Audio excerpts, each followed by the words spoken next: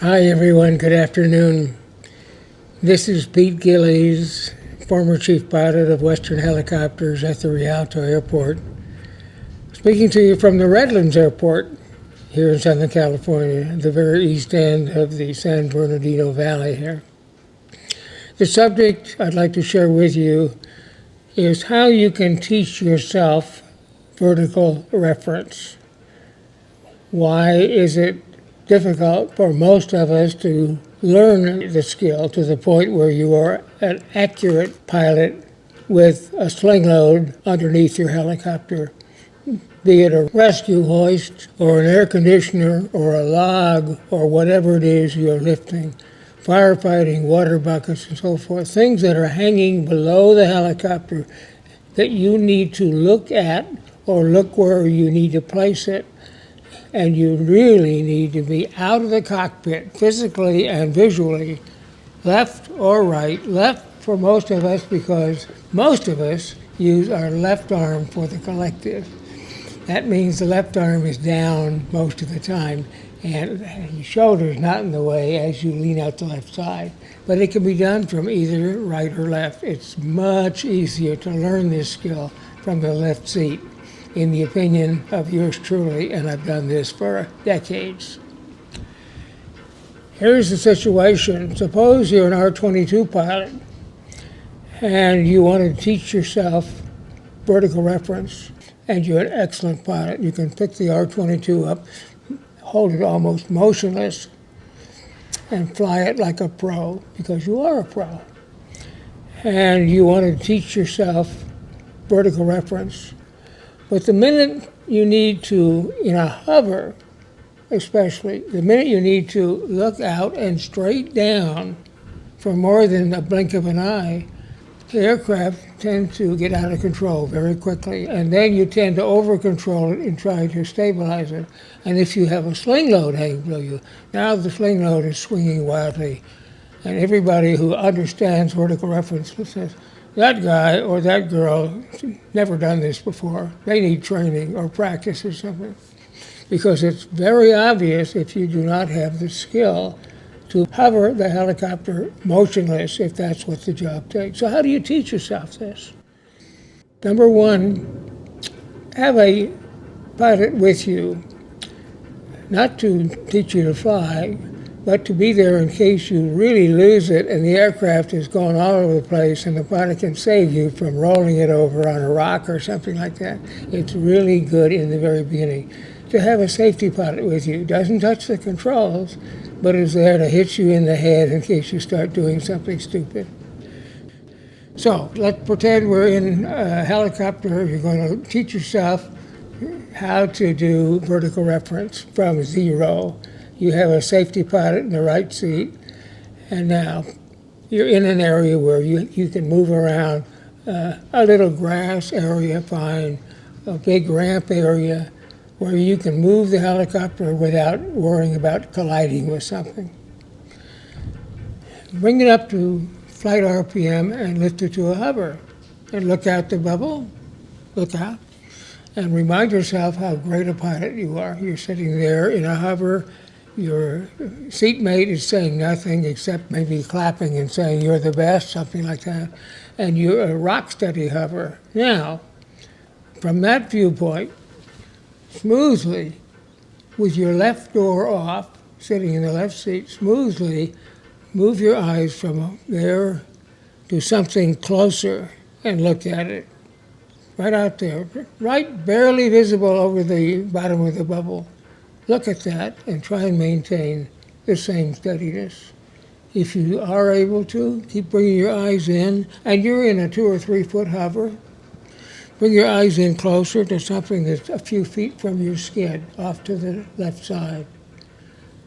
Look at it and try and look at it only. No looking back and forth, no looking at the panel, no looking out the front.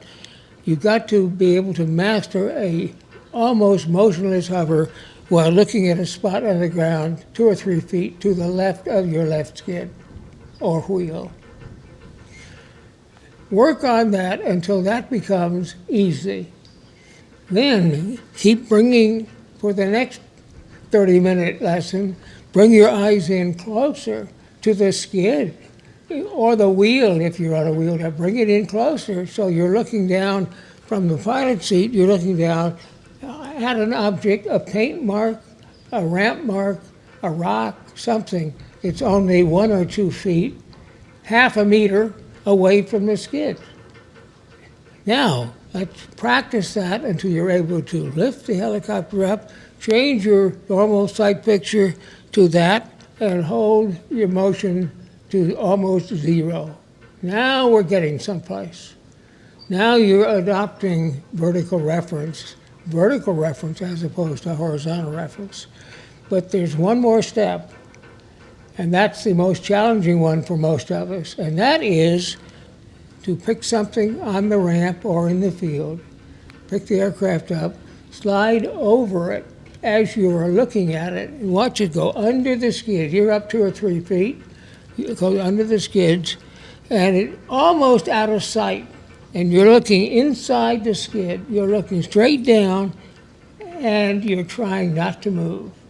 You'll be surprised. You have no clues about lateral and longitudinal movement when you're doing that. They're there, but they're micro inches compared to with your eyes in the cockpit. You can see any change in heading, any change in position. But those changes that are so obvious in a normal view from the cockpit are so small and minute when you are looking directly under the helicopter and trying to maintain a stable flight. Once you have done that enough and are able to make that transition effortlessly, you're ready to get real serious, put something on a cargo hook, and start really using your vertical reference skills. The mistake that is made in teaching vertical reference is, you don't know how to do this, huh? Well, let's go out to the helicopter or put a 20 or 30-foot sling on in a concrete block, and I'll show you how to do this. That's a crude, poor way of teaching a fellow pilot vertical reference. He or she will be all over the sky thinking bad thoughts about you for hours, days, months, because the transition is far too great unless the pilot has done something similar in their flying career where they've had to concentrate looking outside and remaining motionless. Looking outside and flying is not the same. The trick is to remain motionless. So once you are able to look down, straight down below the aircraft, up at 50, 100, 200 feet above ground level, and hardly move at all while looking down. No cheating, no looking at the panel. You must maintain your vision straight down.